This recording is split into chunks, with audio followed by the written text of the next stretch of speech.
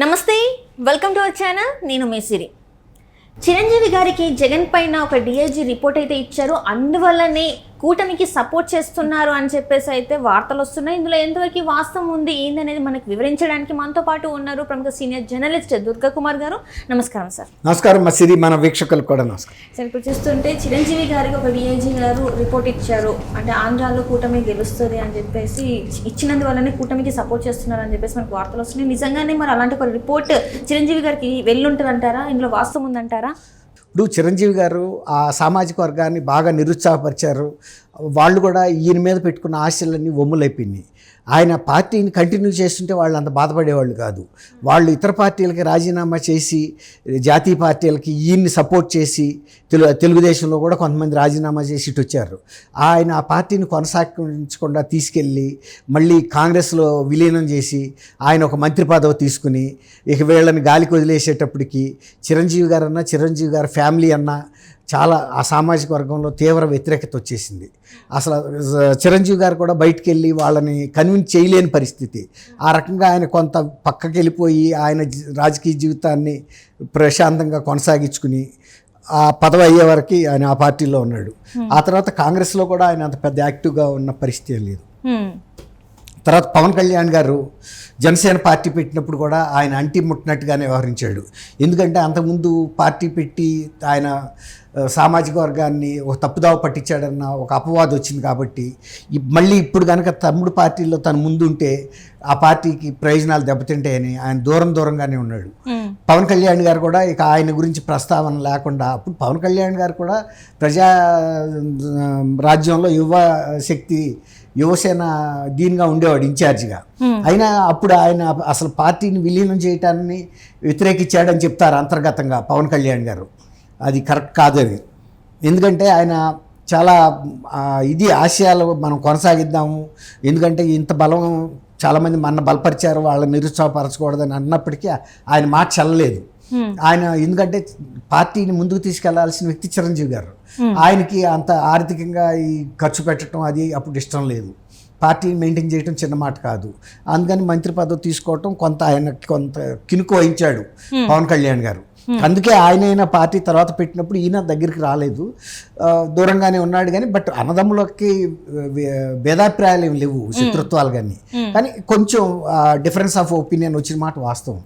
అయితే చిరంజీవి గారు ఒక సినిమాకి సంబంధించిన సమస్యల్ని చెప్దామని ఒక ప్రతినిధి బృందంగా అక్కడికి వెళ్ళినప్పుడు చిరంజీవి గారిని ముఖ్యమంత్రి జగన్మోహన్ రెడ్డి గారు అవమానకరంగా ట్రీట్ చేశాడు, అవమానించినట్టుగానే. ఆయన నమస్కారం పెట్టిన ఆయన పట్టించుకోలేదు.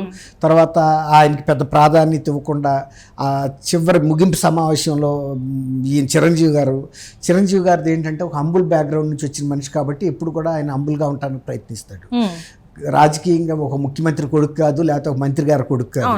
ఆయన ఒక ఎక్సైజ్ కానిస్టేబుల్ గారి అబ్బాయి, ఆ బ్యాక్గ్రౌండ్ నుంచి వచ్చాడు కాబట్టి ఇప్పటికీ ఆయనకి ఆ మనసులో మనుషుల పట్ల ఎలా వ్యవహరించాలో తెలుసు.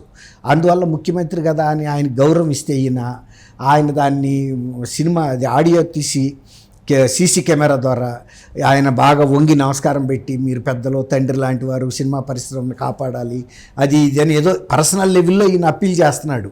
అప్పటికి సమావేశం ముగిసిపోయినప్పుడు ఆయన వ్యక్తిగతంగా చేస్తున్న దాన్ని హైలైట్ చేస్తూ వాళ్ళు ఆ ప్రతినిధి బృందం అక్కడ మాట్లాడి బయటకు వచ్చే లోపల సోషల్ మీడియాకి, ఇతర మీడియాలకి లీక్ చేశాడు, ఎలక్ట్రానిక్ మీడియాకి. చేసేటప్పటికి ఒక్కసారి జనం షాక్ అయ్యారు. చిరంజీవి గారు కూడా పెద్ద స్టేచర్ ఉన్న వ్యక్తి, ఆఫ్టర్ ఆల్ జగన్మోహన్ రెడ్డి గారి ముందు అంత వంగి నమస్కారాలు పెట్టి ఎందుకు మాట్లాడాడని ఆయన అభిమానులు నొచ్చుకున్నారు, ఆయన సామాజిక వర్గం ప్రజలు నొచ్చుకున్నారు, ప్రజలందరూ కూడా నొచ్చుకున్నారు. ఎందుకంటే చిరంజీవి గారు ఒక వర్గానికి చెందిన వ్యక్తి కాదు. సినిమా పరిశ్రమ ద్వారా ఆయనకి అందరి మనసులోనూ స్థానం ఉంది. ఒక పెద్ద మనిషి అని కూడా ఆయనకి వివాద రైతుడు, సినిమాల్లోనూ వివాదాలు లేవు ఆయనకి. అట్లా అని ఏ వ్యక్తితోనూ తగాదాలు పెట్టుకోడు కూడా ఆయన, ఎందుకంటే ఆయనకు అవసరం లేదు. అంటే ఇప్పుడు చూస్తుంటే సార్, ఇప్పుడు ఇదే మీటింగ్ గురించి మన పోసాని గారు కొన్ని వ్యాఖ్యలు చేశారు. చిరంజీవి గారే రివర్స్లో జగన్మోహన్ రెడ్డి గారికి వార్నింగ్ ఇచ్చారన్నట్టు కూడా ఒక ఇంటర్వ్యూలో మనం చూసాం. అది ఎంత సోషల్ మీడియాలో ఎంత వైరల్ అయింది. నిజంగా మరి అట్లా నిజంగానే అంటే ముఖ్యమంత్రి గారికి వార్నింగ్ ఇచ్చేలాగా బిహేవ్ చేశారంటారా మరి చిరంజీవి గారు? చిరంజీవి గారు అట్లా ఏముండదమ్మా, వాళ్ళు అలా ఇంటర్ప్రిట్ చేసుకున్నారు. చిరంజీవి గారు ఎవరి పట్ల అట్లా ప్రవర్తించడు. ఇప్పుడు అదే చెప్తున్నా. ఇప్పుడు జగన్మోహన్ రెడ్డి గారు ఆయన్ని చాలా కించపరిచే విధంగా ట్రీట్ చేశాడు. ఇప్పుడు అప్పటి నుంచి కూడా ఆయన రాజకీయాలకు దూరంగా ఉన్నాడు. ఏ పార్టీకి కూటమికి సపోర్ట్ చేశాడు, ఇప్పుడు చేస్తున్నాడంటే ఇప్పుడు తమ్ముడు ఆ కూటమిలో భాగస్వామిగా ఉన్నాడు. రెండోది ఏంటంటే ఆయన ఇవాళ ఒక ఆంధ్రప్రదేశ్లో ఇంటెలిజెన్స్ విభాగానికి చెందిన ఒక డిఐజీ స్థాయి అధికారి కూటమి గెలుస్తుందని ఈయనకి వ్యక్తిగతంగా సమాచారం అందించాడని, దాని మూలన ముందుగానే ఆయన నిర్ణయించుకుని తమ్ముడు ఎలాగూ ఆ కూటమిలో భాగస్వామిగా ఉన్నాడు. చంద్రబాబు నాయుడు గారితో కూడా ఆయనకేం వ్యతిరేకత ఏం లేదు. చంద్రబాబు నాయుడు గారు ఎందుకంటే ఎప్పుడు కూడా సినిమా పరిశ్రమలో పెద్దలందరినీ గౌరవించాడు. అలాగే వాళ్ళ గౌరవాన్ని కూడా చంద్రబాబు నాయుడు గారు పొందాడు.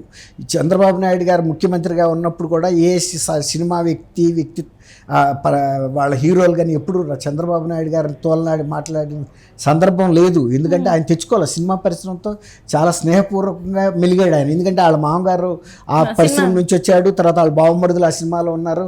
ఆయన ఫస్ట్ టైమే సినిమాటోగ్రఫీ మంత్రిగా చేశాడు. కాబట్టి ఇంత అసోసియేషన్ సినిమా వాళ్ళతో ఉంది కాబట్టి ఎప్పుడైనా సినిమా వాళ్ళ బలం ఆయనకు తెలుసు. ఎప్పుడైనా రేపు రాజకీయాల్లో మనకు అవసరమైనప్పుడు వచ్చి ప్రచారం చేస్తారనే ఒక మంచి ఉద్దేశంతోనూ, రెండోది సినిమా పరిశ్రమ చాలా మందికి ఉపాధి కల్పిస్తుంది కాబట్టి ఆ పరిశ్రమ జాగ్రత్తగా చూసుకోవాలి. తర్వాత వినోదం ఇచ్చే పరిశ్రమ అది ప్రజలకి. ఇంత దూరదృష్టి ఉండి ఆయన ఎప్పుడు స్నేహపూర్వకమైన సంబంధాలు ఉన్నాయి కాబట్టి ప్రజారాజ్యం పెట్టినప్పుడు కూడా వ్యక్తిగత రిలేషన్స్ వీళ్ళకి దెబ్బతినలేదు. కాబట్టి ఆయన ఏమనుకున్నాడంటే ఎట్లాగూ ఇంటెలిజెన్స్ రిపోర్ట్స్ కూడా బాగానే ఉన్నాయి కాబట్టి ఇప్పుడు ఇంకా చిరంజీవి గారి జీవితం సగమే అయ్యింది, ఇంకా సగం దాదాపు ఉంది. కాబట్టి అంత యోగిలాగా ఉండే అంత పరిస్థితి కాదు అయింది. కాబట్టి ఏదో ఒక రాజకీయంగా స్టాండ్ తీసుకోవాలి. కాబట్టి బీజేపీ ఎటాగు నేషనల్ పార్టీలో ఉంది. ఇప్పుడు కాంగ్రెస్తో గత కొంతకాలంగా ఆయన సన్నిహిత సంబంధాలు లేవు. ఇందాక చెప్పాం మీతో. ఆ మంత్రి పదవి అయిపోగానే ఆయన పెద్ద సన్నిహిత సంబంధాలు లేవు.